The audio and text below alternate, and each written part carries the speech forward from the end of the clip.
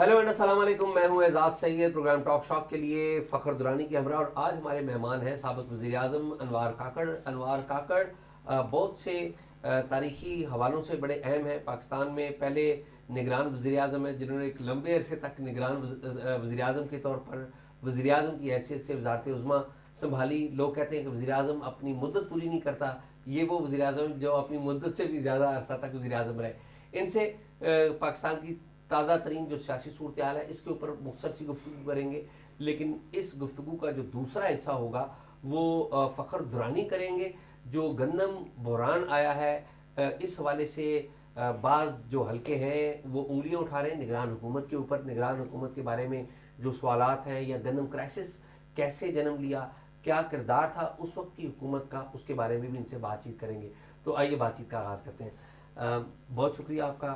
بہت شکریہ اعزاز صاحب، آپ ہمیشہ کی طرح تر و تازہ ہیں اور الحمدللہ۔ اسی طرح ہنستے کھیلتے ہیں جس طرح آپ وزارت عظمیٰ سے پہلے تھے، وزارت عظمیٰ کے دوران، اور ابھی بھی اسی طرح ہی ہیں۔ حالات بدلنے چاہیے، انسان نہیں بدلنا ہاں چاہیے۔ نہیں، بالکل ایسی۔ اچھا انوار صاحب، بات چیت کا آغاز میں چاہتا ہوں کہ یہ جو ججز نے ایک خط لکھا ہوا ہے، اور ججز کہتے ہیں کہ جی یہ ان کے کام میں مداخلت کرتی ہے ایجنسیاں، خفیہ ایجنسیاں، ISI کو وہ اردو الزام ٹھہراتے ہیں، اور وہ کہتے ہیں کہ یہ آج کی کمپلینٹ نہیں کر رہے، ہم کافی پہلے کی، کم و بیش 1 سال کی کمپلینٹ کر رہے ہیں۔ آپ کا بھی مدت اسی دوران تھی کیونکہ اٹارنی جنرل سیم ہی تھے۔ تو آپ جب وزیر اعظم تھے تو کبھی آپ نے اپنے اٹارنی جنرل سے سنا کہ اس طرح کوئی ججز کوئی شکایت کر رہے ہیں، یا آپ کے نوٹس میں ایسی کوئی باتیں آئیں؟ بہت شکریہ۔ نہیں، اس دورانیے میں آن ریکارڈ تو تھرو اٹارنی جنرل یا ادروائز ایون اوپن سورسز میں بھی کوئی اس قسم کی شکایت موصول نہیں ہوئی تھی۔ یہ ایک لارجر ایشو ضرور ہے، اس لارجر ایشو کے کئی پہلو ہیں۔ یہ ایکوزیشن، یہ ایلیگیشن کہ مینیپولیشن جوڈیشل پروسیس میں کیا ایگزیکٹو میں انٹیلیجنس آؤٹ فٹس بھی آتی ہیں، پولیس بھی آ سکتی ہے، پولیٹیکل لوگ جو کہ ایگزیکٹو کو اس دورانیے میں کسی بھی اسپیسیفک دورانیے میں لیڈ کر رہے ہیں وہ بھی آ سکتے ہیں۔ ماضی میں آپ جسٹس سجاد کا معاملہ دیکھ لیں، پھر جسٹس قیوم کا معاملہ دیکھیں، تو یہ الزامات جوڈیشری کا جو ڈسپنسیشن آف جسٹس ہے اس کو انفلوئنس کرنا بائی ون ایکٹر اور اندر ایکٹر، یہ ہماری تاریخ کا حصہ رہا ہے۔ کیا اسپیسیفکلی اس وقت انٹیلیجنس ایجنسیز نے ان کو انفلوئنس کرنے کی کوشش کی ہے؟ اگر یہ ایلیگیشن جو کہ ابھی پبلک ہو گئی ہے تو ظاہر ہے یہ بڑی سنجیدہ ایلیگیشن، کیونکہ یہ جو لارڈشپ ہے ان کی طرف سے آ رہی ہے۔ بٹ ڈسپائٹ جو آئیڈیا آف جسٹس ہے اس میں تو کوئی پروسیس ہوگا، وہ اس پروسیس سے گزریں گے، اس کا کوئی یارڈ سٹک ہوگا، یہ خود اس میں ویل ٹرینڈ ہے لیگل کانسیپٹس میں۔ اور اگر کوئی ایلیگیشن اگر کتنی معتبر ایریا سے آئی نہ ہو، اس کی انویسٹیگیشن کرنا، اس کو پروسیس میں انکوائر کرنا، کوئی نہ کوئی میکینزم ہمیں اس پہ ایگری کرنا پڑے گا۔ اس میکینزم کا جو کانسیکوینس ہوگا، جو نتیجہ ہوگا، اس میں چیزیں سامنے آ جائیں گی۔ تو آپ سمجھتے ہیں کہ یہ چیزیں سامنے آ جائیں گی؟ مجھے اس میں پہلے تو مجھے یہ سمجھ نہیں آتی ہے کہ وہ کون سی ایسی چیزیں ہیں۔ دیکھیں، دیر از اے کرٹیسزم آن جوڈیشری آلسو، کہ وہ جوڈیشل ڈسپنسیشن کے حوالے سے ان کے کردار پہ بڑے سنجیدہ حلقے، جو کہ ایون آج جوڈیشری کا خود بھی حصہ ہیں، وہ خود بھی سوالات اٹھاتے رہے۔ لیکن اس کرٹیسزم کا مطلب قطعاً نہیں ہے کہ جو جوڈیشری کی انڈیپینڈنس ہے اس کو کمپرومائز کر دیا جائے، نہیں، قطعاً اس کو کمپرومائز نہ کیا جائے، بہتر کیا جائے، ریفارم کیا جائے، اس میں اصلاح لائی جائے۔ اس میں اگر ایگزیکٹو کی انٹرفیرنس کے حوالے سے کہیں جسٹس کی ڈسپنسیشن میں رکاوٹ آ رہی ہے، اس میں بھی اصلاح کی ضرورت ہے۔ بسا اوقات یہ ضرور ہوتا ہے کہ جب آپ دوسری طرف سے دیکھ رہے ہوتے ہیں جو ایگزیکٹو کے فنکشنز ہیں اور وہ پراپرلی ان کی ایگزیکیوشن نہیں ہو رہی ہوتی ہے، اور جو جوڈیشل پروسیسز ہیں وہ پروسیسز اس ایگزیکیوشن میں ایٹ ٹائمز انفارچونیٹلی اسٹمبلنگ بلاک بن جاتے ہیں۔ مثال کے طور پہ میں ٹیررزم کے حوالے سے ایک کیس اسٹڈی کے طور پہ کہوں، یہاں پر 90,000 کے لگ بھگ ہمارے لوگوں کی شہادتیں ہوئی ہیں پاکستانیوں کی، جس میں سیکیورٹی فورسز ہیں، ڈفرینٹ سیکشن آف سوسائٹی ہے، سویلینز ہیں۔ آپ اس کی کنوکشن ریٹ دیکھیں، جو لوگ اس جوڈیشل پروسیس سے گزرے ہیں، کتنے لوگ، آخر 90,000 لوگ، یہ تو ایک اسٹیبلش ریئلٹی ہے کہ اپنی جان سے ہاتھ دھو بیٹھے ہیں. اس کے نتیجے میں لوگوں کا کنوکشن ریٹ کیا ہے، اس کے نتیجے میں پروسیکیوشن کا ریٹ کیا ہے، اس کے نتیجے میں گرفتاریاں کیا ہیں. تو پروسیکیوشن، پھر اس پہ کنوکشن تھرو جوڈیشری، یہ دونوں ایسے آسپیکٹ ہیں جب آپ ان سے بات کرتے ہیں پرائیویٹلی، بس اوقات آپ کو یہ بات سامنے آتی ہے کہ جو انویسٹیگیشن ہے اور پروسیکیوشن ہے وہ اتنی پور ہوتی ہے. بعض اوقات لیگل لکوناز لا کی ہوتی ہیں. آپ 1895 کے پولیس ایکٹ کے تحت نہ 2024 میں بھی کام کر رہے تھے، یہ آرگومنٹس بھی سامنے آتے ہیں. تو اس میں پارلیمان کا بھی رول آ جاتا ہے. تو یہ آئسولیشن میں کوئی چیز نہیں ہو رہی ہے. آئسولیشن میں یہ ہو سکتا ہے کہ ایٹ ٹائمز شارٹ ٹرم میں لوگ ہیروئک ٹینڈنسی کے تحت ایک سٹانس لے لیں، ایک پوزیشن لے لیں.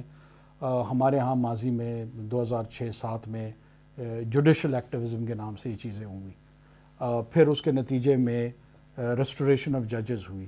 کیا ریسٹوریشن آف جسٹس بھی ہوا یا نہیں ہوا؟ ہمارے ہاں بہت بڑے بڑے لوگوں نے کہا یہ ریاست ماں کے جیسے ہوگی. وہ والد تو لوٹ کے آ گئے تھے، لیکن ریاست ابھی تک ماں بن پائی ہے نہیں بن پائی ہے. کوئی بھی وہ سوال نہیں کر رہا ہے کہ وہ جو پاپولر نظمیں تھیں، ان نظموں میں جو خواب دکھائے گئے تھے، کیا وہ خواب دکھانے والے لوگ خیالی پلاؤ بنا رہے تھے، وہ حقیقت سے دور تھے؟ یہ جو اب امپیریکل ایویڈنس 2 ڈیکیڈز کا آ گیا ہے، ان میں کہاں ڈسکنیکٹ ہے؟ یہ ایک سنجیدہ ڈیبیٹ تو اس پہ ہونی چاہیے. اچھا سر، یہی جو آپ کہہ رہے ہیں جوڈیشل ایکٹیوزم کے حوالے سے بھی اور پھر ایجنسیز کے حوالے سے جو عدلیہ کو ایک وہ ہے شکایات ہے، میں نے یہ دیکھا کہ جو آپ کا نگران وزارت عظمیٰ کا دور ہے اس کے آخری کچھ جو عرصہ تھا اس میں آپ کو اسلام آباد ہائی کورٹ نے بھی بلایا مسنگ پرسن کیس میں. تو یہ جو عدلیہ کی طرف سے انٹرفیرنس کی شکایت کی جاتی ہے ایجنسیز کی طرف سے، وہ ایک جو پرائم منسٹر ہے سویلین، جو ہائیسٹ ایک ایگزیکٹو کا عہدہ ہے، اس کو تو وہ بلا لیتے ہیں، لیکن ایک جو ایجنسیز کے جو لویسٹ کرنل یا میجر رینک کے اگر لیٹس سپوز ان کو اپروچ کرتے ہیں، ان کو اپنی عدالت میں بلا کے یا ان کو جو ایک ہے کہ توہین عدالت کے اس میں کیس میں بلا کے وہ نہیں کیا جاتا. تو کیا سمجھتے ہیں کہ یہ ہمارے کوئی قانون میں کوئی اس طرح کے حکم ہے کہ وہ ایک سویلین کو تو ہمیشہ جواب دہ بناتی ہے، لیکن ایجنسیز یا اس طرح کی اگر انٹرفیرنس ان کو نظر بھی آ رہی ہے تو وہ اس کے حوالے سے کوئی وہ نہیں کام کرتے؟ اچھا دیکھیں، میں اگر میرا پریجوڈس اگینسٹ انٹیلیجنس آؤٹ فٹ ہو ایز این اینٹی اور یا اگینسٹ جوڈیشری ہو، تو میرے پاس جو اوپینین ہوں گے شاید وہ بائس ہوں گے. لیٹس سے کہ what are the best international practices. Intelligence out fit کے جو لوگ ہوتے ہیں یوزولی ان کا کوورٹ یا چھپا ہوا کام ہوتا ہے. اب مثال کے طور پہ برطانیہ کی جو MI5 یا MI6 ہیں، ان کے جو سربراہ ہیں لگ بھگ 1.5 صدی تک ان کو صرف سی کہا جاتا تھا. ان کے نام کو ڈائیولج کرنے کی بائی لا پرمیشن نہیں تھی. ٹھیک ہے. کیا ایک ایسا کام جس میں ریاست نے ان کو اسائن کیا ہوا ہے کہ آپ نے کوورٹ کرنا ہے، وہ اس کی مس یوز ہوتی ہے نہیں ہوتی ہے، یہ ڈبیٹ کا ایک دوسرا حصہ. جو ان کی آئیڈینٹی ہے اور وہ کوورٹ ہے، وہ جوڈیشری اس کو کمپرومائز کر دے. وہ نیشنل سیکیورٹی کے کام بھی کرتے ہیں، وہ اینٹی ٹیررزم کا بھی کام کرتے ہیں، اور جس کام کے لیے ان کی آئیڈینٹی کو پروٹیکٹ رکھا گیا ہے، یہ کیا جوڈیشری اور ان کی ایگو کی ٹسل ہے جس میں انہوں نے ان کو پیش کرنا ہے، بڑی عدالت میں دکھانا ہے؟ Political class executive is a public property. میں اگر مینڈیٹ کے ساتھ آیا ہوں یا کانسٹیٹیوشنل آرڈر جو کہ نگران کا تھا اس کے تحت آیا ہوں، ہمارے ہاں اکاؤنٹیبلٹی کا کانسیپٹ کم ہے. یہ ہونا چاہیے. میرا اپیئر ہونا، میرا ایکسپلین کرنا، میرا ڈیفینڈ کرنا، یہ تینوں چیزیں درست ہیں. جب ان کے لیے کوئی ایسا اسپیسیفک ایشو آئے جس میں ان کے لیے کوئی ایشوز کے ریفرنس سے ان سے پوچھ گچھ کی ضرورت پڑے یا گائیڈنس کی ضرورت پڑے، دونوں صورتیں ہو سکتی ہیں کہ آپ ان سے کچھ پوچھنا چاہتے ہیں کس حوالے سے، ان کے کردار کے حوالے سے، یا کوئی سی چیز میں آپ ان کی گائیڈنس چاہتے ہیں. مثبت کنٹریبیوشن بھی ہو سکتی ہے اور منفی پہلو بھی اس کا آ سکتا ہے.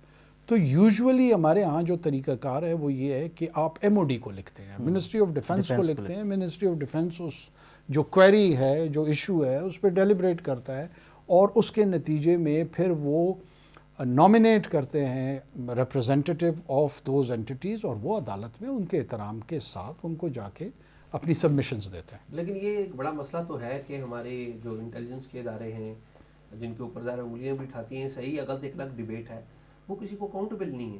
مطلب عدالت تو ایک ایسی جگہ ہے جہاں پر سارے اکاؤنٹیبل ہیں. عدالت کے کنڈکٹ کے اوپر ظاہر ہے آپ جو بات کر رہے ہیں کہ ٹھیک ہے غلط صحیح ہو سکتا ہے, لیکن ریاست کے سسٹم میں عدالت تو سب سے سپریم ہے, جس میں آپ بھی جواب دہ ہیں, میں بھی ہوں, اور باقی لوگ. اچھا یہ دیکھیں نا, اگین اس کے ایڈمنسٹریٹو ہائرارکی کو سمجھنے کی ضرورت ہے.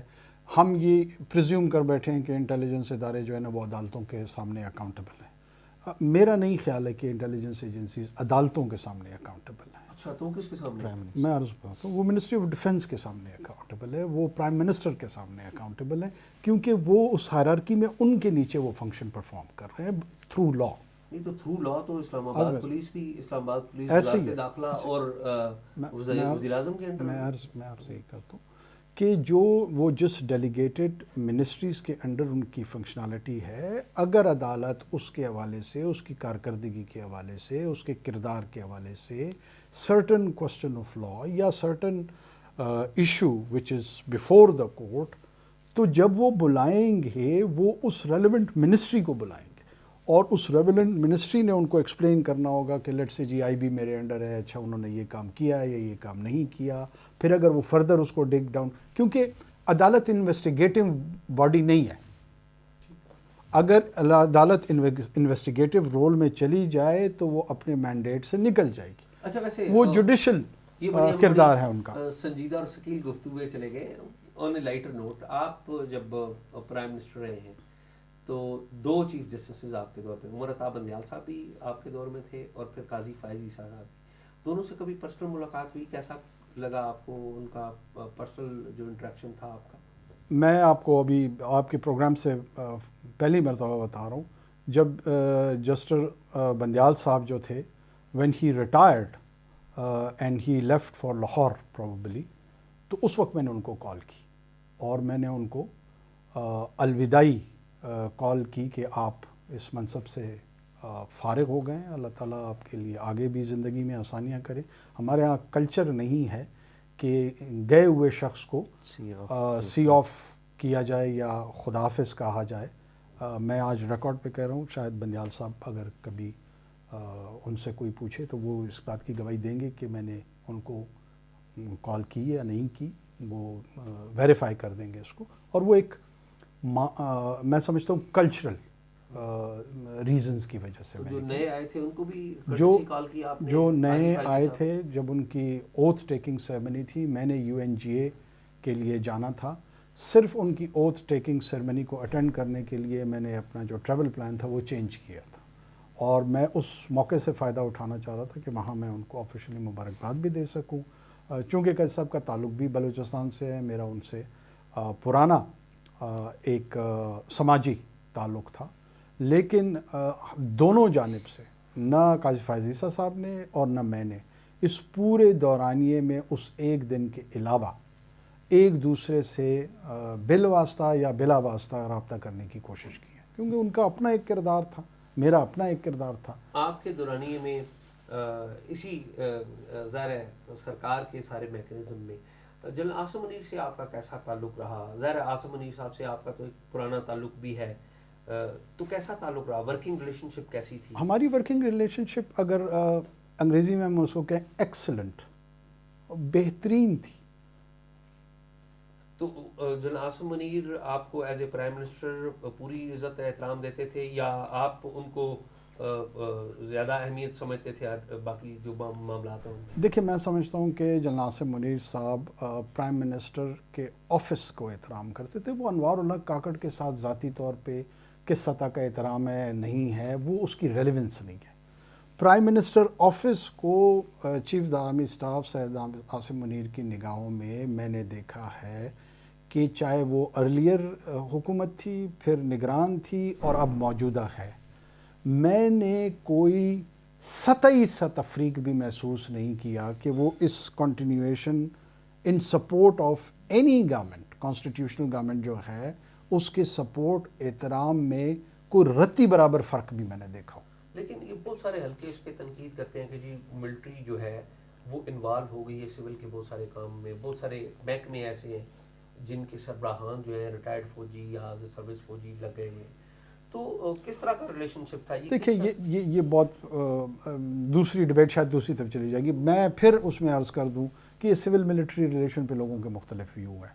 کسی کو یہ پتہ ہے کہ بہت سارے جو فوجی ادارے ہیں اس میں آج کل بڑے سویلینز لگ گئے ہیں، لیکن یہ پوائنٹ آف ڈسکشن نہیں ہے.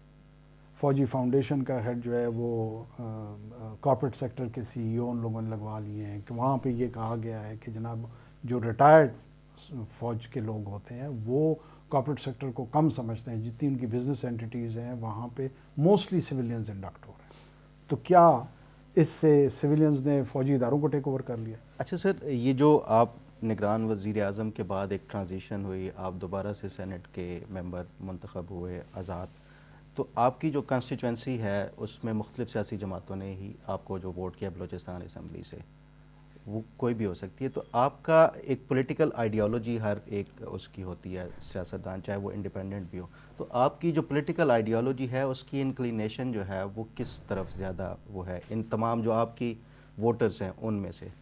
دیکھیں میرے جو ایکچوئل ووٹرز تھے وہ بلوچستان عوامی پارٹی اور جماعت علماء اسلام کے اشتراک سے تھے. ٹھیک ہے.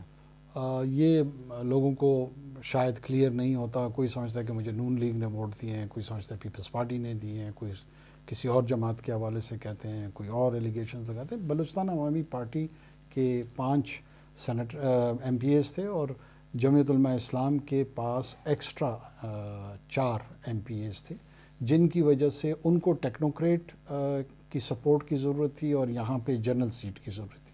تو یہ ایک پولیٹیکل الائنس وہاں پر بنا جو کہ لارجر سطح پہ پھر باقی جماعتوں میں بھی گیا اور وہ ان اپوزڈ ہو گئے، کیونکہ روایتی طور پہ ایک بلوچستان میں یہ تاثر تھا کہ پیسوں کی بڑی لین دین ہوتی ہے، جس کے نتیجے میں سمجھتا ہوں پی ایم ایل این کے ایک دیرینہ ورکر 45 سال 40 سال پرانے سیدال خان ناصر صاحب وہ الیکٹ ہو کے آ گئے، جس کے متعلق لوگ پریڈکشنز کر رہے تھے کہ یہ سوال ہی نہیں پیدا ہوتا کہ اس جیسے کینڈیڈیٹ ووٹ ان کو کون دے گا. اور نہ صرف وہ الیکٹ ہو کر آئے، اللہ تعالیٰ نے ان کو موقع دیا اور وہ ڈپٹی چیئرمین سینٹ منتخب ہو گئے. مولانا واسع امیر ہیں صوبائی جمعیت علماء اسلام کے، وہ منتخب ہو کے آ گئے. میں خود میرے متعلق 10 قسم کی باتیں آپ کر سکتے ہیں، لیکن سب کو پتہ ہے کہ 2018 میں بھی اور اب بھی میرے حوالے سے کسی دشمن نے جو کہ مجھ سے نفرت کرتے ہیں، ہوتے ہیں انسان کی سیاست میں یہ اس طرح کی چیزیں ہوتی ہیں، تو وہ بھی یہ نہیں کہتے کہ یہ پیسوں کی لین دین کی وجہ سے جو ہے نا پارلیمان تک ایک دفعہ تو پہلی دفعہ ہوا نا کہ جو سینٹ کے انتخابات میں پیسوں کی بارے میں بات بالکل بھی نہیں ہوئی، کسی نے نہیں کی. اچھا میں آخری سوال کروں گا اور پھر میں فخر کے حوالے کر دوں گا. میں تاریخ کے طالب علم کے اعتبار سے ظاہر آپ نے جو دور دیکھا ڈپلومیٹکلی بڑا انگیجنگ تھا، سول ملٹری ریلیشنز کی ایک بڑی بری صورتحال تھی، ظاہر ہے عمران خان صاحب کی جو جماعت ہے بڑی تنقید کر رہی تھی. یہ بتائیے کہ آپ کے دور میں جنرل ندیم انجم وہ آئی ایس آئی چیف تھے، فواد اسد اللہ وہ آئی بی کے چیف تھے، ڈی جی ایم آئی تھے، ان کا ظاہر رول اس طرح سے نہیں ہوتا. تو کس طرح کی ریلیشن شپ آپ نے ان دونوں پرسنالٹیز میں بھی دیکھی؟ ایز پرائم منسٹر آپ کو کس طرح سے ریگولر بریف کیا کرتے تھے، اور کیا بڑے تھریٹس آئی بی کی نظر میں تھے جو کہ پرائم منسٹر کے سامنے رکھے گی، اور آئی ایس آئی کی طرف سے؟ اچھا اس میں ایون انکلوڈنگ ایم آئی ان کا بھی وہ ایف سی کے پلیٹ فارم سے بھی وہ ریگولر آفیشیل انگیجمنٹ ان کی ہوتی ہے. تینوں صاحبان جتنے ہیں، ظاہر ہے بہت ساری جو اسپیسیفک ڈیٹیلز ہیں ان میں سے اسٹیٹ سیکرٹس ہیں، گورنمنٹ سیکرٹ جو ایکٹ ہے وہ ہم پہ اپلائی ہوتا ہے، وہ تو ڈائیورس نہیں کروں گا، لیکن بیہیویئر وائز میں ضرور اس کی ایکسپلینیشن دوں گا. یہ باہر جو بھی پرسیپشن ہو، ایکچولی ورکنگ ریلیشن شپ میں آئی found them very professional people, آئی found them very competent people. چاہے وہ آئی بی کے سربراہ تھے، چاہے وہ آئی ایس آئی کے سربراہ تھے، چاہے وہ ایم آئی کے سربراہ ہیں. یہ جب بھی آپ کے ساتھ کسی بھی نیشنل سیکیورٹی کے ایشو پہ آتے ہیں، اکانومی پہ کوئی ڈسکشن کرتے ہیں، ریجن کے حوالے سے کوئی گفتگو کرتے ہیں، I found them always very well prepared, کہ انہوں نے اپنا بیک گراؤنڈ کام کیا ہوا ہوتا ہے، ان کی انٹلیکچوئل ڈیپتھ ہوتی ہے، ایشوز پہ بڑی آبجیکٹو نظر ہوتی ہے، and when they bring all that kind of experience and information to the PM ایم سیکریٹریٹ اور ہز آفس، ڈیسیجن میکنگ میں ریکمنڈیشن ایونچولی دے کے آپ سے یہی پوچھتے ہیں کہ جی اب بتائیے کرنا کیا ہے۔ تو آئی تھنک سو اگر اس کو مزید امپروو کیا جائے، بہتر کیا جائے، اس میں کوالٹی انفارمیشن، اس میں جو ڈسکشن اور ڈسکورس کا کلچر ہے اس کو فردر بہتر کیا جائے تو اور مزید بہتر ہوگا۔ اچھا، میرا اس حوالے سے بالکل آخری سوال یہ فرمائیے کہ آپ کے دور میں اور ابھی تک بہت ساری چیزوں کو آپ دیکھتے ہیں، ظاہر آپ کا بلوچستان سے بھی تعلق ہے، ایک پوری بیک گراؤنڈ ہے اور فارن افیئرس کو آپ بڑا سمجھتے نظر رکھتے ہیں اس میں۔ جو سب سے بڑا سیکیورٹی کے حوالے سے جو تھریٹ تھا وہ افغانستان تھا، انڈیا تھا یا ایران تھا؟ اور آپ کے دور میں ظاہر ہے ایران نے بھی اٹیک کیا، تو کوئی اس کے حوالے سے بھی ہمارے پاس پہلے سے پیشگی اطلاعات تھی یا نہیں تھی؟ اور ان تینوں تھریٹس میں سب سے بڑا تھریٹ کون سا لگا آپ کو؟ دیکھیں، ایک تو آپ کا جو نا ایکشنیبل انٹیلیجنس ہے وہ موسٹلی اویلیبل ہوتی ہے۔ ہمارے الحمدللہ جو آؤٹ فٹس ہیں ان کی پینیٹریشن نسبتاً بہتر ہے، ان کو اکراس دا بارڈر افغانستان میں بھی دوسری جگہوں پہ بھی ان کی ears and eyes they are vigilant. اس سے زیادہ میں ڈائیورج نہیں کروں گا، میرے خیال میں جو پروفیشنلی وہ رائٹ ڈائریکشن میں کام کر رہے ہیں۔ ہمارا آپ کو پتہ ہے کہ پورس بارڈر ہے، ایران کے ساتھ بھی ہے، افغانستان کے ساتھ بھی ہے، انڈیا کے ساتھ لائن آف کنٹرول پہ اور جو ورکنگ باؤنڈری ہے اس طرف نسبتاً چیزیں ذرا زیادہ مینیجڈ ہیں۔ ایران کے ساتھ اس کی نیچر کچھ اور ہے، لیکن جو افغانستان کے ساتھ آپ کا ایشو آ رہا ہے کہ ایک تو 5 ملین پاپولیشن ان کی یہاں پر آپ کے ساتھ 5 دہائیوں سے رہ رہی ہے، تو ظاہر ہے فری موومنٹ تھا، لوگوں کا آنا جانا جو ہے نا وہ آمد و رفت بہت زیادہ ہے۔ اسی آمد و رفت کے گاب میں بسا اوقات بلکہ اکثر اوقات بلکہ ہمیشہ جو ٹیررسٹ ہیں، جو دہشت گرد ہیں، وہ اسی گارب میں آتے جاتے ہیں۔ کلچر ایک ہے، زبان ایک ہے، دونوں طرف کی پاپولیشن میں، پھر اس میں یہ ڈفرینشیٹ کرنا، ڈسکرمنیٹ کرنا کہ یہ نارمل پاپولیشن ہے، یہ عام لوگ ہیں اور یہ پوٹینشلی تھریٹ ہے، یہ بڑا نازک سا کام ہے۔ تو ٹیکنیکلی آپ یہ کریں کہ افغانستان تھریٹ نمبر 1 تھا in many ways in terms of terrorism.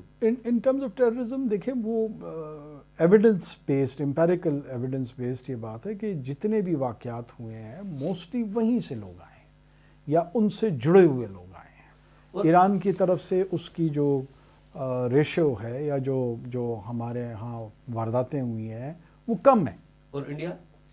Hindustan کی طرف سے اس کی نیچر کچھ اور ہے، اس کی نیچر کچھ اور ہے، اور ایسا نہیں ہے۔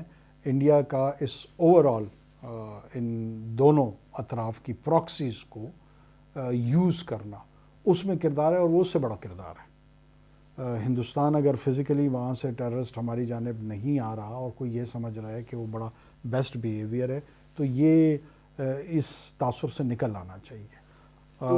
ان کے جو نیشنل سیکیورٹی کے ایڈوائزر ہیں وہ جتنے بھی ریجن میں داعش سے لے کر آئس خراسان تک ان میں ان لوگوں کی انگیجمنٹ ہے، اور اس انگیجمنٹ میں وہ ان کو as a tool of violence کو ایز اے پالیسی استعمال کرتے ہیں۔ وہ یورپین کانٹیننٹ میں بھی تو اب اتنی ایگریشن آ گئی ہے کہ وہاں لوگوں کو ٹارگٹ کرتے ہیں، پاکستان میں کرتے ہیں، کینیڈا میں کیا ہوا ہے، تو بڑا بیلیجنٹ بیہیویئر بنتا جا رہا ہے ہندوستان کا۔ ایران کے حوالے سے پہلے سے ہمیں اطلاع تھی یا جب وہ واقعہ ہوا تو اس کے بعد؟ نہیں، that was a surprise, I be honest, میں at least I won't say کہ وی ور آلریڈی اویئر۔ اور پھر ہم نے فوری اسے حل کر لیا، وہ کیسے کیا؟ کوئکلی ہمیں بتا دیں۔ میرے خیال میں اس میں بھی اگر میں ملٹری لیڈرشپ کی تعریف نہیں کروں گا تو میں شاید تاریخ کے ساتھ بے ناانصافی کروں۔ تو یعنی کہ جنرل عاصم منیر نے پرسنلی کوئی شک نہیں ہے اس میں، جنرل عاصم منیر نے، اور بڑا وہ ایک تو ایفیکٹو رسپانس تھا، دوسرا سوئفٹ رسپانس تھا، اور ایسکیلیشن کر کے پھر ایون ڈی ایسکیلیشن میں بڑا میچور رسپانس تھا۔ یہ تینوں چیزیں انہوں نے کی۔ جناب عاصم منیر نے. اور میں ریکارڈ پہ کہہ رہا ہوں, پہلے بھی کہہ چکا, میں ڈیووس میں تھا, آئی فلیو بیک, جب اٹیک ہوا تو آئی واز دیئر, جی اور میں نے اس کو کرٹیل کر کے میں واپس آیا. بلکہ ڈیووس میں جو ایران کے فارن منسٹر ہیں ان سے بھی آپ کی ملاقات ہوئی تھی. جس دن میری ملاقات ہوئی اس سے اگلے دن انہوں نے اٹیک کیا. So then everyone was surprise کہ ہم سے ایک دن پہلے ملے اور پھر یہ سب کچھ ہوا ہے. تو ظاہر ہے میں کمیونیکیشن میں تھا ملٹری لیڈرشپ کے ساتھ, انٹیلیجنس کی لیڈرشپ کے ساتھ, جو ڈیولپمنٹس ہو رہی تھی وہ شیئر ہو رہی تھی اور ڈسکشنز ہو رہی تھی کہ کیا ہونا چاہیے کیا نہیں.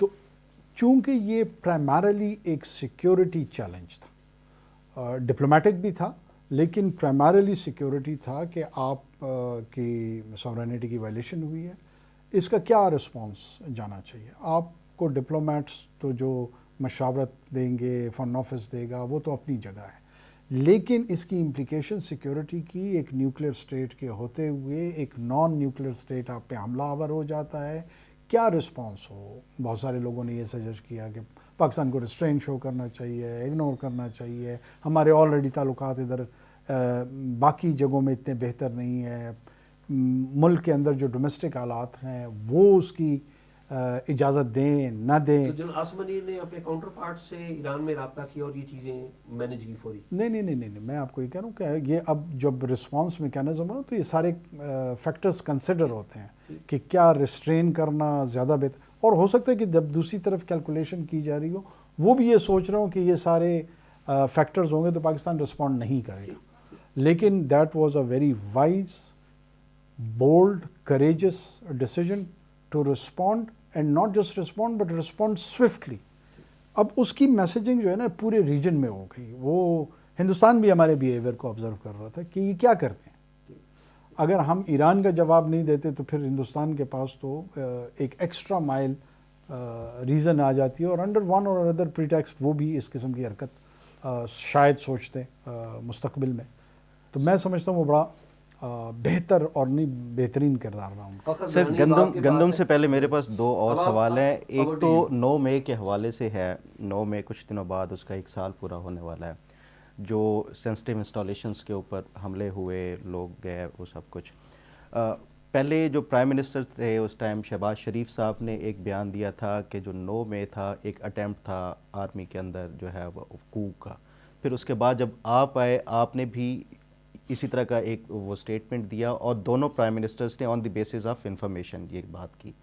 جو تحقیقات تھی اس میں عمران خان کا جو رول ہے وہ کس حد تک ہے, اور اگر ہے تو باقی جو ہے ہم نے دیکھا ہے ملٹری کورٹس کے اندر بھی مقدمات چل رہے ہیں جو ورکرز ہیں یا کچھ جو سیکنڈ ٹیئر کی لیڈرشپ ہے, اسی طرح اینٹی ٹیررزم کورٹس میں بھی چل رہے ہیں. عمران خان کے حوالے سے ابھی تک کوئی اس طرح کا وہ نہیں ہوا. 9 مئی کے حوالے سے اس کی ریزن کیا ہے, اور وہ جو انفارمیشن تھی وہ کن بیسس کے اوپر جو وہ. دیکھیے فخر, میں بدقسمتی سے یہ کہوں گا کہ ہمارے ہاں جو سوسائٹی ہے وہ اس ورسز دیم میں ڈیوائیڈ ہو چکی ہے کہ جی جو دشمن کیمپ ہے وہ اسٹیبلشمنٹ ہے یا دوسری جو سیاسی جماعتیں ہیں, اور ایک طرف پی ٹی آئی کھڑی ہے. جو 9 مئی کو میں اس پہ بولتا آ رہا ہوں and I abide by that. میں نے کسی انفارمیشن کی بیس پہ بات نہیں کی ہے. میں نے 11 مئی میں کوئٹہ میں ایک پریس کانفرنس کی تھی 1.5 گھنٹہ, اور جو پوزیشن اور جو باتیں میں نے وہ کی ہیں وہ میں آج بھی کر رہا ہوں. P T I, military installations, 9 مئی کی ایجیٹیشن, جمہوریت میں ایجیٹیشن, وائلنس, یہ وہ تھیم ہے جس پہ گفتگو ہونی چاہیے. It is not about P T I. اگر یہ پی ٹی آئی کے بجائے کل کو پی ایم ایل این آ جائے, پی ایم ایل این کو نکال لیں پی پی پی آ جائے, پی پی پی کو نکال لیں جمعیت علماء اسلام آ جائے, جماعت اسلامی آ جائے. کوشچن یہ ہے کہ جب آپ پولیٹیکل ایجیٹیشن کرتے ہیں اس ایجیٹیشن کے تحت وائلنٹ ہو کر ملٹری انسٹالیشنز, گورنمنٹ انسٹالیشن میں, آرسن میں, لوٹ مار میں, توڑ پوڑ میں, پراپرٹی کو خراب کرنے میں, لوگوں کی جان لینے میں, کیا یہ روا ہے, کیا یہ درست ہے, کیا اس کی اجازت ہے, کیا یہ قانونی ہے, کیا یہ اخلاقی ہے, کیا یہ سیاسی ہے. یہ وہ سوالات ہیں. ابھی بھی میں بہت زیادہ سوچتا ہوں کہ پی ٹی آئی کا جو ڈیفنس میرے سامنے آتا ہے وہ قطعاً یہ نہیں ہے کہ وہ اس کو ریشنلائز کر رہے ہیں. وہ جو بیسٹ ڈیفنس آتا ہے بعض اوقات کہ جی ایک کانسپریسی ہوئی ہے, کانسپریسی کیسے ہوئی ہے، وہی کہ بندے پیچھے کر بندے پیچھے کرنے، نہیں انٹیلیجنس کے لوگ تھے اصل میں تو انہوں نے کیا، یہ بہت ساری مطلب سازشی مفروضے ہم سنتے ہیں وہ کہتے ہیں کہ لوگ ویسے غصے میں تھے تو انہوں نے اپنے لوگ گھسا دیے، کیوں گھسائے، کس لیے کیا، تاکہ جی جواز بن سکے کہ ہم پہ کریک ڈاؤن ہو۔ یہ کانسپریسی تھیوری تو اپراچک ایک انگریزی کا لفظ ہے، ان کو تو آپ سیل کر سکتے ہیں جو آپ کے بلائنڈ فالوورز ہیں، بالکل۔ لیکن اس ملک نے یا کسی بھی ملک نے جب آگے بڑھنا ہوگا نا، کیپٹل ہل میں کیا ہوا؟ کیپٹل ہل میں تو سی آئی اے نے لوگ نہیں بھیجے نا، نہ انہوں نے وہاں پہ کسی نے الزام لگایا کہ جی ٹرمپ کے جو حمایتی تھے اس میں سی آئی اے کے لوگ آ گئے، ایف بی آئی کے لوگ آ گئے اور انہوں نے نینسی پالیسی کے جو آفس تھا اس کو آکوپائی کر لیا، وہاں پہ تصویریں کھنچوائیں، کسی نے یہ نہیں کیا۔ وہاں پہ ڈیبیٹ ریشنل یہ ہو رہی ہے کہ یہ کرنا چاہیے تھا یا نہیں کرنا اور چاہیے، فیوچر میں کیسے روکا جائے اس کو، اور اس کو مستقبل میں کیسے روکا جائے۔ ہمارے ہاں بدقسمتی سے یہ ڈیبیٹ اس طرف جا نہیں رہی ہے، اس ڈیبیٹ کو اس طرف لے کے جانا چاہیے۔ پی ٹی آئی کے جو سپورٹرز ہیں یا پاکستان میں جو ان کے ووٹرز ہیں وہ پاکستانی نہیں ہیں، وہ پاکستانی ہیں، بالکل۔ ان سے یہ سوال کرنا چاہیے کہ کیا آپ اپنے وجود کے اپنے گھر میں والد صاحب سے ناراض ہو سکتے ہیں، والدہ سے اختلاف ہو سکتی ہے، بہن بھائیوں سے اختلاف ہو سکتا ہے، تو کیا آپ چھری مار دیتے ہیں بہن کو، آپ بھائی کو چھری مار دیتے ہیں؟ کیا گھر کے اندر یہ چاقو زنی کی جو روایت ہے یہ تسلیم کر کے گھر کو چلایا جا سکتا ہے، گھر کے نظام کو چلایا جا سکتا ہے؟ دوسری جناب ہو سکتا ہے آپ پی ٹی آئی کو پسند کرتے ہیں، یہ آپ کا حق ہے، آپ ان کو ووٹ دیں، آپ ان کو پسند کریں، آپ عمران خان صاحب کو اپنا لیڈر تسلیم کریں، یہ تمام جمہوری ٹینڈنسیز ہے، اس میں کوئی کسی کو فورس نہیں کر سکتا۔ لیکن جہاں تک انسٹالیشنز اور اس پہ جو یہ اٹیک ہے، میں اس کو ریاست کے سوشل آرڈر پہ اٹیک سمجھتا ہوں۔ میرے نزدیک بہت سارے ایسے سیاسی رہنما ہیں، ابھی انہوں نے کہا ہے کہ جی کیا آسمان گر گیا، کیا فرق پڑتا ہے اگر حملہ ہو بھی گیا، پڑتا ہے، بہت پڑتا ہے۔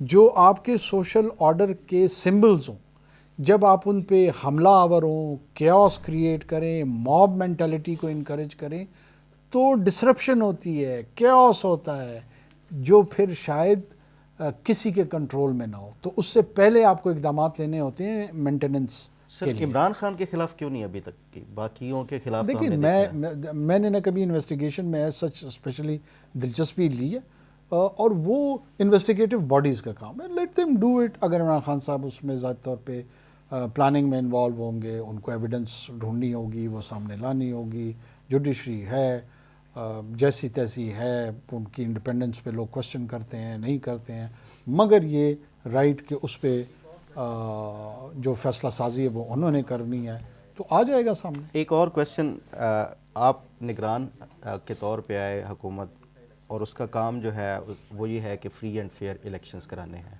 ہم نے دیکھا الیکشنز ہو گئے، فارم 45 سے فارم 47 والا ایک بیانیہ اٹھا کہ فارم 45 کے جو نتائج ہیں وہ ڈیفرنٹ تھے، فارم 47 چینج کر کے ان کے وہ ڈیفرنٹ بنا دیے گئے۔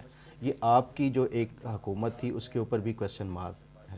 آپ سمجھتے ہیں کہ یہ جو جینون تحفظات ہیں جو اپوزیشن مولانا فضل الرحمان کی پارٹی بھی اٹھا رہی ہے، یہ سوالات پی ٹی آئی بھی اٹھا رہی ہے، تو آپ سمجھتے ہیں یہ جو ریزرویشنز ہیں اور یہ جو تحفظات ہیں خاص طور پہ ریگنگ کے حوالے سے پوسٹ الیکشن، یہ درست ہیں اور ان کی تحقیقات ہونی چاہیے یا نہیں ہونی؟ دیکھیں، درست ہو یا نہ ہو یہ تو تحقیقات کے نتیجے میں پتہ لگے گا کہ یہ درست ہیں، الزامات ہیں، یا نہیں ہے درست، یہ محض بہتان ہے۔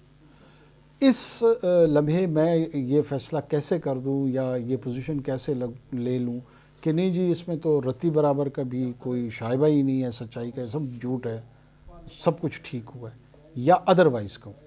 اب اس کے لیے پارلیمان میں یہی پی ٹی آئی، یہی جے یو آئی، یہ باقی جماعتیں موجود تھیں، انہوں نے ایک قانون سازی کی، ایک میکانزم بنایا۔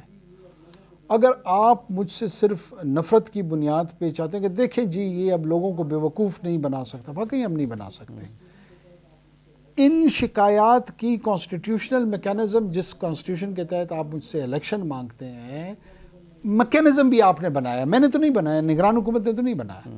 اس میکانزم میں ٹرائیبیونلز ہیں، اس میکانزم میں اس کی شکایت کو سنیں گے، پھر اس کے لیے ہائی کورٹس ہیں، اس میں جائیں اور اگر یہ ثابت ہوتا ہے اس کے جو نتائج ہیں وہ سب کو قبول کرنے پڑیں گے. لیکن وہ ٹریبیونلز میں ہم نے دیکھا قاسم سوری کا جو کیس تھا اس طرح کہ ہم نے دیکھا 1.5 سال فیصلہ ادھر سے آتا ہے. اسی میں نہیں اسی طرف آپ آ رہے ہیں نا جو میں کہہ رہا ہوں.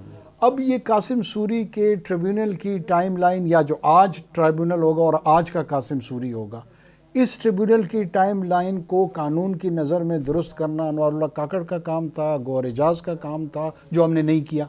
یا ہمارے ساتھ جو صوبائی یا ہمارے وفاقی جو دوسرے وزرات اگر ان کا کام تھا, اس نے اس میں کوتاہی کی ہے, میں تسلیم کر لیتا ہوں اپنی غلطی. انوار صاحب یہ تو بڑا لمبا معاملہ چلے گا, لیکن میرے خیال میں فخر اگر گندم والے بحران کو ہم کوئکلی ٹچ کر لیں کیونکہ ٹائم ہمارے پاس کم ہے, اگر کوئکلی اس کو ٹچ کر لیں تو زیادہ. صرف ایک میں اس سے پہلے نا کہ انتظامیہ جو ہے وہ جو الیکشنز ہوئے تھے وہ انتظامیہ کے انڈر ہوئے تھے, جو ریٹرننگ آفیسرز تھے وہ انتظامیہ تھی, اس میں ڈسٹرکٹ جو اس کے تھے ڈی سی تھے یا وہ تھے وہ حکومت کے انڈر آتے ہیں, اور انہی کے اوپر یہ الزامات تھے کہ انہوں نے فارم 45 چینج کر کے فارم 47 وہ کیے ہیں. تو آپ سمجھتے ہیں اس کی تحقیقات ہونی چاہیے؟ دیکھیں پاکستان میں ابھی مجھ پہ الزام لگ رہا ہے کہ میں نے 85 ارب روپے کما لیے ہیں, اس کی تحقیقات ہونی چاہیے نہیں ہونی چاہیے؟ بالکل ہونی چاہیے. جو بھی سنجیدہ الزام اگر لگتا ہے اور حکومت وقت یہ سمجھتی ہے, میں تو اس وقت حکومت وقت نہیں ہوں, ایک حکومت کی تشکیل ہو گئی ہے, ایک پارلیمان کی تشکیل ہو گئی ہے, اگر وہ یہ سمجھتے ہیں کہ اس الزام میں کوئی پہلو ایسا ہے جو قابل تحقیق ہے, قابل تفتیش ہے, تو یقیناً کریں, ویلکم کریں.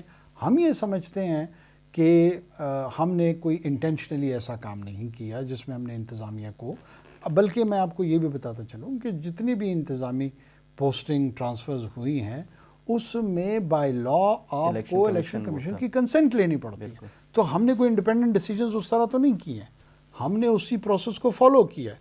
اس میں اگر کسی انڈیویجول کے حوالے سے شکایت ہے, پیٹرن دکھائی دے رہا ہے, ضرور بات کریں, اور حکومت موجود ہے, وہ اگر چاہتی ہے اس کی تفتیش کر لے.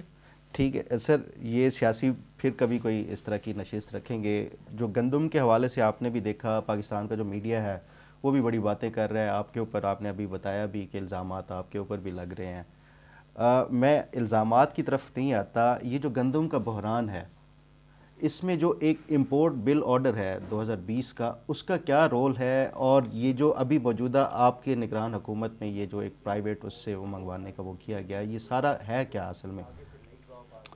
پہلے تو میں گندم کا بحران جو ہے نا وہ شاید آپ کے ناظرین یا سامعین جو ہیں وہ یہ سمجھ رہے ہوں کہ جیسے ملک میں گندم کی کمی ہے. کیا اس کی انٹرپریٹیشن ہم یہ کر سکتے ہیں کہ شارٹیج آف ویٹ ہے؟ نہیں. تو پھر گندم کا بحران ہے کیا؟ سپلائی ایڈیشنل ہے. کسان وہ کہتے ہیں کسانوں کو جو ہے وہ اسی وجہ سے امپورٹ ہم نے زیادہ کروا لی, ہمارے پاس جو ڈیمانڈ تھی وہ اتنی نہیں تھی, جو منگوائی بھی امپورٹ وہ ہماری کنزیوم ہی نہیں ہوئی, تو آگے پھر نئی کراپ آ گئی, تو اس وجہ سے مارکیٹ میں اس کی کھپت جو ہے. اچھا اب یہ دیکھیں نا, یہ بے ربط سی پوری گفتگو ہے کہ جو آئی وہ کنزیوم نہیں ہوئی, کنزیوم نہیں ہوئی تو کیا ہوا اس کا؟ وہ فضا میں تحلیل ہو گئی, وہ سمندر برد ہو گئی, وہ پرائیویٹ سیکٹر نے کسی پہ نچھاور کر دی, کیا ہوا؟ سر اس میں $1 بلین کی گندم ہے, کہاں وین انفورسڈلی ڈسپیئر ہو, کہاں گئی؟ ادھر ہی ہے. میں اسی طرف آپ کو لے کے آتا ہوں. 2-3 چیزیں. ایک تو یہ ہے کہ الزام کو پہلے فریم کرتے ہیں کہ اس وقت موجودہ میڈیا خصوصی طور پہ, اور ان میں سے تمام کے تمام جتنے ہمارے دوست ہیں وہ کہتے ہیں کہ ہم جو گفتگو اس حوالے سے کر رہے ہیں, ایک تو آپ کو اس کو الہامی حیثیت دینی ہوگی کہ جو ہم کہہ رہے ہیں وہی سچ ہوگا. بالکل. اگر آپ اس سچ کو, جو کچھ ہم کہہ رہے ہیں اس کو سچ تسلیم نہیں کر رہے ہیں تو آپ چور ہیں, آپ غلط ہیں, آپ سے نالائکی ہوئی ہے, آپ انکمپیٹنٹ ہیں. تو لہٰذا جو ٹرمز آف ریفرنس ہے گفتگو کی, اس میں میتھمیٹکس میں جس طرح 1 اور 2 ایکسیپٹ کیا جاتا ہے, پہلے ان جو بھی یہ کہہ رہے ہیں اس کو آپ نے سچ ماننا ہے, پھر باقی باتیں ہونی ہیں. اگر پیمانہ یہ ہے تو ہم کسی بات پہ پہنچ ہی نہیں پائیں گے. ایگزیکٹلی. فریم کریں اگر ایلیگیشن کو, تو مجھے جو سمجھ آ رہی ہے کہ یہ شروع کہاں سے ہوتی ہے. شروع یہ ایسے ہوتا ہے کہ پنجاب کے اندر کسان سڑکوں پہ نکل آتے ہیں. اس سے پہلے تو پورے پاکستان میں کسی کو کوئی خبر نہیں تھی کہ کتنی امپورٹ ہوئی ہے، ایکسپورٹ ہو رہی ہے، پروڈیوس کتنی ہو رہی ہے. اس کے بعد یہ ڈیبیٹ شروع ہو رہی ہے نا، ایسے ہی ہے. بالکل. کسان کی ایجیٹیشن کیا ہے؟ کسان کی ایجیٹیشن یہ ہے کہ وہ کہہ رہا ہے جناب مجھ سے جو پرومس کیا گیا تھا کہ میرے سے گندم خریدی جائے گی وہ آنر نہیں ہو رہی، اور حکومت وقت یہ کہہ رہی ہے کہ ہم نے گندم نہیں خریدی. کیا یہ غلط فیصلہ ہے؟ یہ درست فیصلہ ہے؟ اس کے اپنے میرٹس موجود ہیں. ٹھیک ہے. I am not critical of the governments this decision. وہ اس کے کچھ فائنینشیل آسپیکٹ ہیں، میں اس کو سمجھتا بھی ہوں، سمپتھائز بھی کرتا ہوں، گرچہ اس کے امپلیمنٹیشن اور ایگزیکیوشن پہ ضرور بحث ہو سکتی ہے. کیسے کرنی چاہیے، کب کرنی چاہیے، فیز وائز کرنی چاہیے. آپ نے پورے ایگری سیکٹر کو دیکھنا ہوگا. پوری دنیا میں جو اسٹریٹجک کموڈٹی ہے جیسے ویٹ ہے اس کو انسینٹیوائز کیا جاتا ہے اگر سبسیڈائز نہیں کیا جاتا. یورپ میں بھی ایگریکلچر انسینٹیوائز ہے، کوئی ڈیزل سستا دے دیتا ہے، کوئی بیج سستا دے دیتا ہے، کوئی دوسرے قسم کے ٹیکس انسینٹیوز دے دیتے ہیں. انڈیا میں ہے ہمارے پوری دنیا میں تاکہ وہ گرو کرتے رہیں اور جو ان کی پاپولیشن کی کنزمپشن ہے، خوراک کی جو ڈیمانڈ ہے وہ پوری ہوتی رہے. اب یہ ایگریکلچرل انسینٹیو ریجیمز پوری دنیا میں موجود ہیں، ہمارے ہاں بھی ہیں. ہمارے ہاں یہ ہے کہ آپ ایک سپورٹ پرائس میکینزم ڈٹرمن کر لیتے ہیں. وہ اس کی ایگزیکیوشن بڑی پورلی ہوتی ہے. باردانہ کا کیا نظام ہے، اس کے اندر بہت شارٹ فالز ہیں. بڑا اور جو انفلوئنسر ہے وہ اس سے ایڈوانٹیج اٹھاتا ہے. مڈل مین کریٹ کیا ہوا ہے. چھوٹے کسان کاشتکار کی بہت زیادہ ایکسپلائٹیشن اس میں ہوتی ہے. آپ چلے جائیں پورے پنجاب اور سندھ میں اس وقت باردانہ جو کہ ایک پیکٹ ہوتا ہے جس میں گندم جمع ہوتی ہے، جو بیگ ہے، اور وہ ریٹرن کیا جاتا ہے اور اس کے بدلے میں سرکار وہ مقررہ قیمت آپ کو ادا کرتی ہے.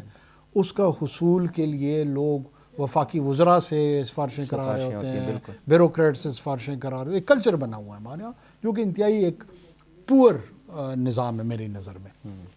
لیکن گروور کو at the time of the sowing of the seed آپ یہ ایشورنس دیتے ہیں کہ when you would grow it you will have this return. اب یہ ایک پہلو ہے کہ وہ آنر نہیں ہو رہا. ٹھیک ہے. جب اب یہاں سے کہانی دوسری طرف پلٹتی ہے، دوسری طرف پلٹ کے آتی ہے. لوگ جب ان سے پوچھتے ہیں کہ جناب کیوں نہیں آپ آنر کر رہے ہیں، کہتے ہیں کہ جی ایکسیسو ویٹ امپورٹ ہو گئی ہے جس کی وجہ سے ہم یہ نہیں خرید پا رہے ہیں. یہ ایک اسٹیٹمنٹ آتی ہے مختلف حلقوں سے.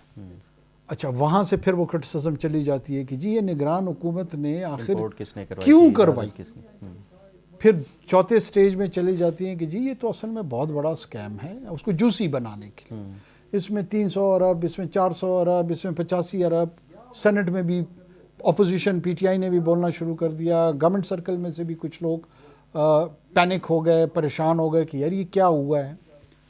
اس کا جب آپ ڈائسیکشن کرتے ہیں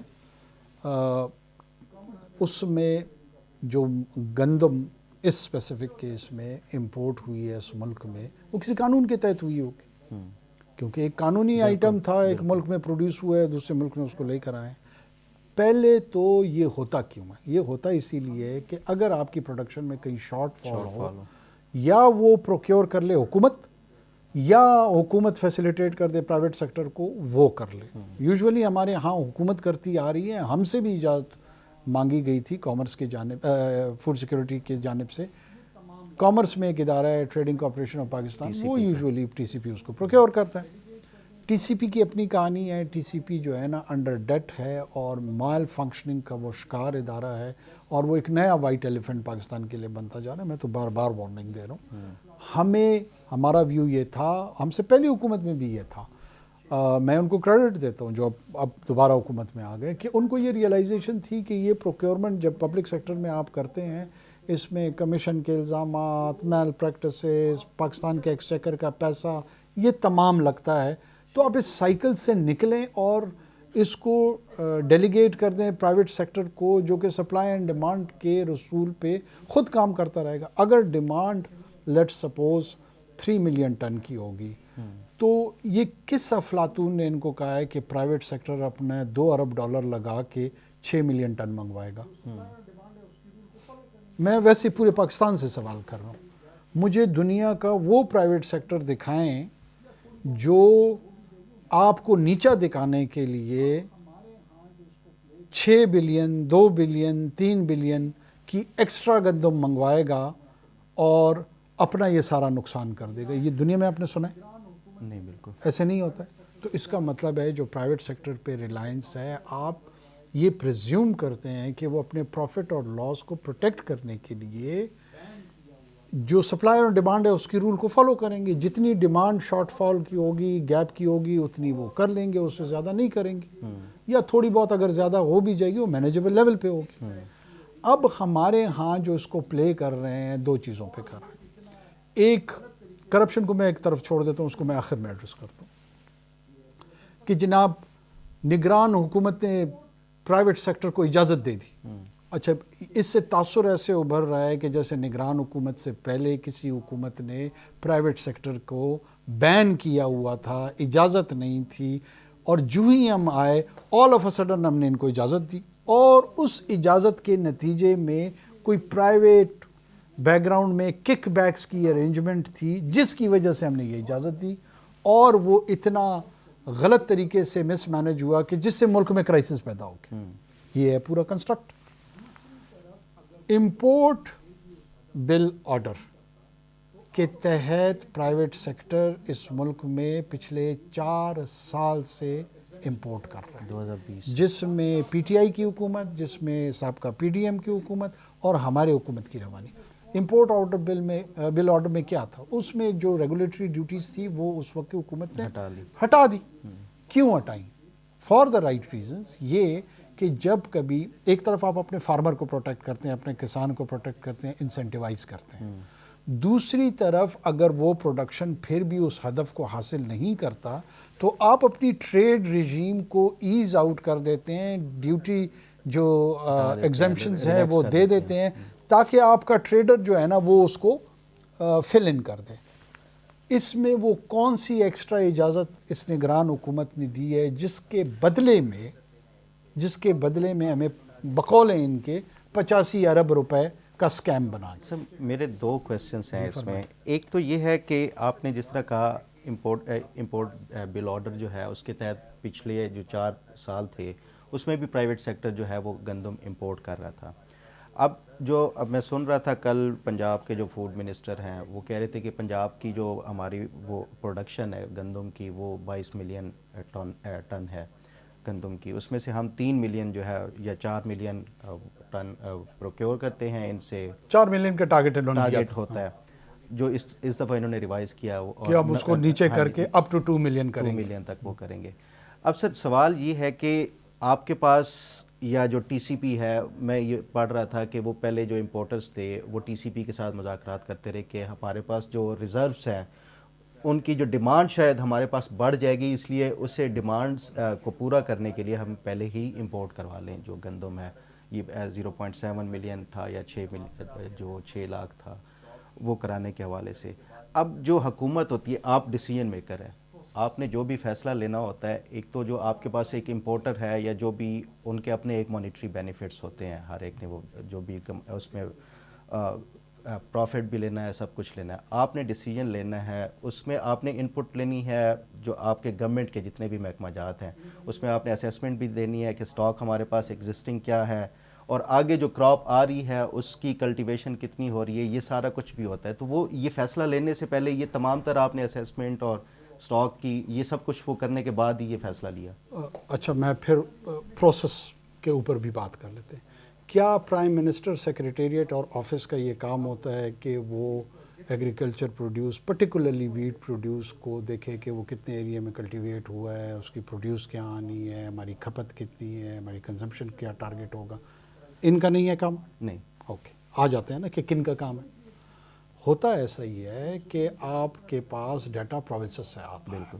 ڈیٹا پروونسز سے فوڈ سیکیورٹی کے پاس آتا ہے، وہ اپنا جو پروڈیوس ہے اس کی اسٹیمیشن بھی دیتے ہیں. ساری اسٹیمیشن پہ ہوتی ہے نا. بعض اوقات خدا نخواستہ سیلاب آ جائے، کوئی آفت آ جائے تو آپ کی جو اسٹیمیٹ ہو خراب ہو جائے گی. تو یہ پروجیکٹڈ فگرز ہوتے ہیں.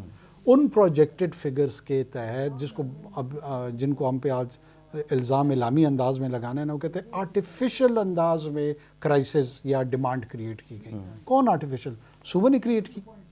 ان صوبوں میں جو بیوروکریٹس بیٹھے ہوئے ہیں یہ ان پہ الزام لگا رہے ہیں جو شاید ابھی تک کنٹینیو کر رہے ہیں، وہ سارے کے سارے وہی لوگ ہیں۔ عرض یہ ہے کہ پروجیکشن یہ تھی کہ ہم کوئی 27 ملین میٹرک ٹن کے اراؤنڈ ہمارا جو بمپر کراپ کی بات ہو رہی ہے، اور جو کنزمپشن ہے وہ اراؤنڈ 31 ملین میٹرک ٹن ہے، تو 4 ملین میٹرک ٹن کا تو گیپ ہے۔ تو امپورٹ کتنا ہوا ہے یہ پرائیویٹ سیکٹر میں؟ 0.6 ہے یا 0.7؟ 3.4۔ تو ابھی بھی 0.6 اس میں تو گیپ ہے، اگر آپ ان فگرز کو ایکسیپٹ کر لیتے ہیں۔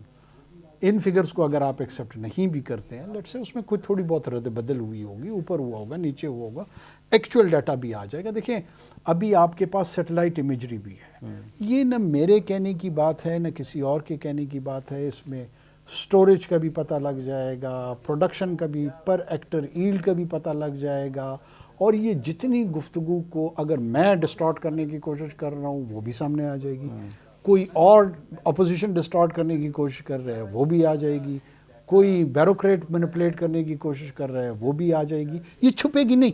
سر ایک آپ نے ابھی کہا جیسے کہ یہ جو پروجیکٹڈ فگرز ہوتے ہیں آپ رکھے جاتے ہیں جب اس طرح کی کوئی بھی فیصلہ سازی ہوتی ہے، ہم نے یہ دیکھا ہے کہ یہ جو گندم کا بحران ہے یہ کوئی پہلی دفعہ نہیں آیا، اس سے پہلے بھی آتا رہا، تو اٹ مینس کہ یہ جو شارٹیج کا آتا رہا، شارٹیج کا ہو یا ایکسیس اس کی وہ آ جاتا ہے، بعض اوقات ایکسیس کا یا ایکسس کا ویسے میں نے کم ہی سنا ہے، شارٹیج کا ہی مطلب سنا ہے، کسی نہ کسی طریقے سے ایک کوئی بحران کھڑا ہو جاتا ہے مینجمنٹ کا۔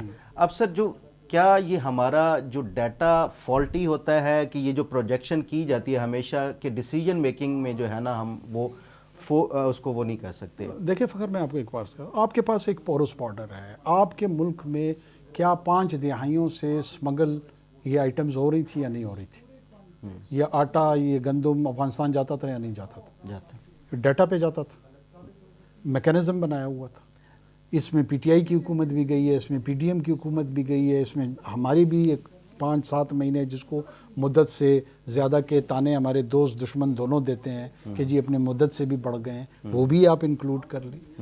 آپ ایک پریکٹیکل دنیا میں رہ رہے ہیں، اور پھر ریجن میں بھی جو ہے وہ یہ کموڈیٹیز گرو ہو رہی ہے، آپ امپورٹ اور ایکسپورٹ بھی کرتے ہیں، آپ نے اس پورے کانٹیکسٹ میں یہ ڈیسیجن میکنگ کرنی ہوتی ہے۔ بسا اوقات آپ کی وہ ڈیسیجن غلط ثابت ہو سکتی ہے، بسا اوقات ٹھیک ثابت ہو سکتی ہے، ایل انٹینڈڈ نہیں ہونی چاہیے۔ اس پرٹیکولر کیس میں اون کر رہا ہوں، میں کہتا ہوں ہمارے ڈیسیجن غلط نہیں تھا۔ کیوں غلط نہیں تھا؟ ایک تو جو گیپ تھا وہ ایگزسٹ کر رہا ہے، ہم نے پبلک ایکسچیکر کا $1 بھی نہیں لگایا۔ ایک اور نیا ایل انفارمڈ اعتراض آ جاتا ہے کہ جناب جب اتنا پریشر تھا ڈالرز کا تو اس میں آپ لوگوں نے اتنی بے احتیاطی کر لی، $1 ارب کی امپورٹ کر لی۔ چاکلیٹ آپ امپورٹ کر رہے ہیں، آئس کریم آپ امپورٹ کر رہے ہیں، مرسڈیز آپ امپورٹ کر رہے ہیں، بین ہو گئی ہے ان کی امپورٹ، تو اس کے لیے ڈالر کہاں سے آ رہے ہیں؟ گندم کے دانے کے لیے اگر وہ امپورٹ ہو گئی بائی پرائیویٹ سیکٹر، اچھا یہ جہاز اگر رستے میں ریڈ سی میں ڈوب جاتے تو یہ پاکستان کے ڈالر ڈوب رہے تھے یا ان پرائیویٹ پارٹیز کے؟ پرائیویٹ کی۔ اچھا پھر ان کو ایسے ولن کے طور پہ میں اور آپ دیکھیں جی بڑا منافع انہوں نے کمایا ہوگا، مجھے کیا پتا اور میرا کیا لینا دینا۔ یہ جو جتنے آپ اینکرز بیٹھے ہوئے ہیں یہ بولنے کے منافع کما رہے ہیں یا نہیں کما رہے ہیں؟ ہر ٹی وی ٹاک شو پہ بیٹھ کے یا فی سبیل اللہ کر رہے ہیں یا پبلک سروس میں کر رہے ہیں؟ اگر پبلک سروس میں یہ پرائم ٹائم شو کر رہے ہیں بغیر تنخواہ یعنی منافع لیے ہوئے تو میں سرنڈر کر جاتا ہوں۔ ہر کام کے لیے منافع لیا جاتا ہے، صرف اور صرف یہ ہے کہ وہ لیجٹمیٹ ہونا چاہیے، وہ قانون کے دائرے میں ہونا چاہیے۔ فی سبیل اللہ تو تبلیغ ہو سکتی ہے تو آپ لوگ تبلیغ کریں، سر ایک پرائم ٹائم شو نہ کریں، یوٹیوب چھوڑ دیں۔ ایک کویسچن، وہ اپنی کمائی جو ہے آپ کو بہت اچھی لگتی ہے، نہیں بالکل آپ لیکن جو امپورٹر ہے اس پہ آپ تبرہ بیچتے ہیں۔ ایک کویسچن سر یہ ہے کہ جس طرح جو آپ کو وہ بتایا گیا اس ٹائم کہ یہ شاید ہماری جو ڈیمانڈ ہے وہ بڑھ سکتی ہے، اسی سال میں 2023 میں مارچ میں جب یہ نگران پنجاب کی حکومت، وہ آپ سے پہلے ہی آ گئے تھے، انہوں نے 31 ملین بیگ آٹے کے فری ڈسٹریبیوٹ کیے تھے پنجاب میں۔ اٹ مینس کہ انہوں نے پنجاب فوڈ ڈپارٹمنٹ کو کہا کہ آپ جو ہے یہ گندم جو ہے وہ لے آئیں، پنجاب فوڈ کے پاس نہیں تھی، انہوں نے آپ کے جو پاسکو سے وہ لیا یہ گندم اٹھائی, اور وہ والی وہ گندم تھی جو امپورٹڈ گندم ان کے پاس تھی, آلریڈی اسٹاک تھے 31 ملین کے, اور اس کے بعد ان کے پاس جو شارٹیج ہو گئی گندم کی, پھر پنجاب فوڈ ڈپارٹمنٹ نے بھی اپنی امپورٹ کرائی گندم, اور اس کے بعد یہ پھر پرائیویٹ سیکٹر کی بھی, اور پنجاب فوڈ والوں کو یہ بھی پتہ تھا کہ آگے جو کراپ آ رہی ہے, مارچ میں انہوں نے وہ ڈسٹریبیوٹ کیے, اور اپریل اور مئی میں جو سیزن ہوتا ہے پنجاب میں یہ گندم کا,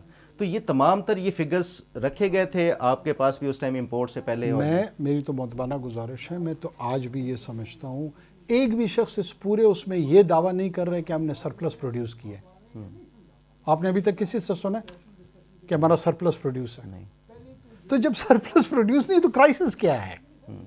آپ نے سرپلس پروڈیوس نہیں کیا, آپ کی جو کنزمپشن ٹارگٹ ہے اس سے کم پروڈیوس کیا ہے, اور سب لوگ جو ہے نا ایک سرکس میں پھنسے ہوئے ہیں, کوئی کرپشن کی ایلیگیشن لگا رہا ہے, کوئی مس مینجمنٹ کی ایلیگیشن لگا رہا ہے, کسان سڑکوں پر ہے. کیا لوگوں کو یا حکومتوں کو یا اپوزیشن کو یا میڈیا کو وہ بات سمجھ آ رہی ہے, سمجھا پا رہے ہیں یا نہیں سمجھا پا رہے ہیں؟ بالآخر اس نے ریشنل ڈسکشن کی طرف جانا ہے. بالکل. پہلے تو جو یہ لغویات لوف قسم کے جو الزامات ہیں, میرے خیال میں اس کو ڈسکشن سے نکال دینا چاہیے. $1 ارب بنتا ہے 270 ارب روپے. 270 ارب روپے کی کموڈٹی امپورٹ ہوئی ہے جو کہ گندم ہے, اس پہ کرپشن 400 ارب روپے کی, فلیش 350 ارب روپے کی, 85 ارب روپے کا کہتے ہیں جی کمیشن. 270 کیا آئس امپورٹ ہوئی ہے, کیا ہیروئن ہوئی ہے, چرس ہوئی ہے, جو کہ پروفٹ مارجن اس کا 2000% ہے, جس میں وہ 85 ارب روپے لوگوں کو کمیشن دے رہے ہیں. بیہودہ الزامات لگانے کے لیے بھی تھوڑی سی, وہ کہتے ہیں نا نقل کے لیے بھی عقل کی ضرورت سر یہ موجودہ حکومت نے پھر کیوں سیکریٹری کو چینج کیا, نئے لے آئے؟ اور نہیں, موجودہ حکومت, دیکھیں میں موجودہ حکومت کو بالکل کرٹیسائز نہیں کر رہا ہوں. میرے خیال میں آپ کو اگر اللہ انشاءاللہ موقع دے نا اور آپ وزیر اعظم ہوں, اور جب آپ 8 بجے ٹی وی لگائیں نا اور تمام میڈیا میں الہامی انداز میں تمام لوگ یہ گفتگو کر رہے ہوں کہ تباہ ہو گیا, برباد ہو گیا, غرق ہو گیا, پاکستان لٹ گیا, کیونکہ ایک امپورٹ کی اجازت مل گئی, تو آپ بطور وزیر اعظم اپنے سیکٹری کو کال کر کے یہ ضرور پوچھیں گے کہ یار میرے بھائی پتہ کرو یہ کیا آسمان گر گیا. تو اس حکومت نے بھی فیکٹ فائنڈنگ کے لیے, انکوائر کرنے کے لیے لوگوں کو اکٹھا کیا ہوگا. ایک پینک سی صورتحال بن جاتی ہے, لیکن I am pretty much sure Shehbaz صاحب اتنے ایکسپیرینسڈ اور تجربہ کار ہیں کہ ان کے سامنے جب ساری چیزیں آئیں گی وہ ڈیلیبریٹ کریں گے. اور اگر کوئی فاؤل پلے ہو, میں تو آپ کے پلیٹ فارم سے ویلکم کرتا ہوں کہ وہ جوڈیشل کمیشن بنا کے انکوائر کریں, جس میں جتنے انڈیپینڈنٹ مائنڈڈ ججز آپ سمجھتے ہیں, چاہے آپ قاضی فائز عیسیٰ صاحب کو سمجھتے ہیں, چاہے آپ اطہر من اللہ صاحب کو سمجھتے ہیں, چاہے آپ بابر ستار صاحب کو سمجھتے ہیں, I am the first one to volunteer to defend my honor, dignity, name and my cabinet. میں نے تو اس لیے اس موضوع پہ بات نہیں کی کہ مجھے اس موضوع کا پتہ نہیں ہے, تو لیکن آپ کی جو گفتگو میں نے سنی میرے خیال میں کافی لاجیکل ہے, اور جس بندے کے ہاتھ کلیئر ہوں تو وہ اس طرح کی گفتگو کر سکتا ہے. تو ریسٹ دیکھتے ہیں کہ آگے کیا ہوگا. لیکن مینی تھینکس انوار صاحب, آپ نے ٹائم دیا اور بڑی تفصیل سے. فرینکلی آپ دونوں کی جو ڈسکشن ہے میرے لیے خود ایک لرننگ تھی, تو آپ دونوں کا بھی خصوصی طور پر شکریہ, اور خاص طور پہ آپ کا شکریہ. ناظرین, پروگرام آپ نے دیکھا, امید آپ کو پسند آیا ہوگا. اس بارے میں فیڈ بیک ضرور دیجیے.